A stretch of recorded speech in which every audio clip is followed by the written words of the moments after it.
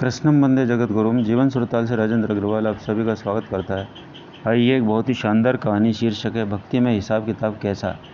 शुरू करने से पहले मैं आप लोगों से निवेदन करता हूं कि आपको इसमें जो भी पसंद आए कमेंट बॉक्स में आवश्यक रूप से लिखें। दूसरा, आप यदि चैनल पर पहली बार हैं तो निश्चित रूप से चैनल को सब्सक्राइब करें, लाइक करें और अपने पात्र साथियों को आवश्यक रूप से शेयर करें। तो आइए बढ़ते हैं कहानी की ओर। एक बहुत ही पहुँचे हुए सन्यासी का शिष्य था। जब किसी भी मंत्र का जाप करने बैठता तो संख्या को खड़िया से दीवार पर लिख देता था। किसी दिन वह लाख की संख्या को छू लेता, किसी दिन हजारों में सीमित रह जाता। उसके गुरु का यह कर्म नित्य देखते और मुस्कुराते गुरुजी के बड़े मुस्कुराते रहते थे। एक दिन वे उसके पास के शहर में भिक्षा के लिए गए। जब वे थक गए तो लौटते में एक बरगद की छाँव में बैठे। उसके सामने एक युवा दूध वाली दूध बेच रही थी। जो आता उसे बर्तन में नाप कर दूध देती और गिनकर पैसे रख लेती थी।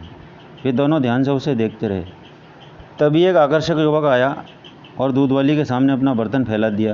दूध वाली मुस्कुराई और बिना मापे बहुत सारा दूध उस युवक के बर्तन में डाल दिया, पैसे भी नहीं लिए। गुरुजी मुस्कुरा दिए। शिष्य हैरान हो गया।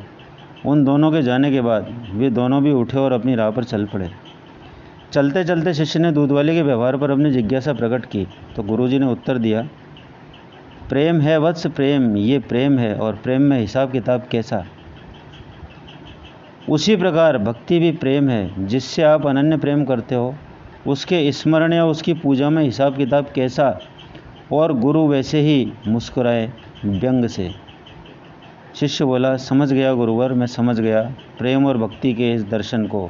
क्योंकि यदि भक्ति करनी है तो गिन गिन कर कभी मत करो। अनन्य प्रेम है तो बिना गिने ही करो, क्योंकि हम सांसें गिनकर थोड़ी लेते हैं, सांसें तो लगातार चलती ही रहती हैं। इसी प्रकार यदि ईश्वर की भक्ति करनी है तो बिना गिने ही भक्ति करो, हमेशा भक्ति करो, हर पल भक्ति करो। आपके मन में ईश्वर का स्मरण हमेशा बना रहना चाहिए। यही इस मानव देह का, मानव जन्म का बहुत बड़ा उद्देश्य है। नमस्कार, धन्यवाद।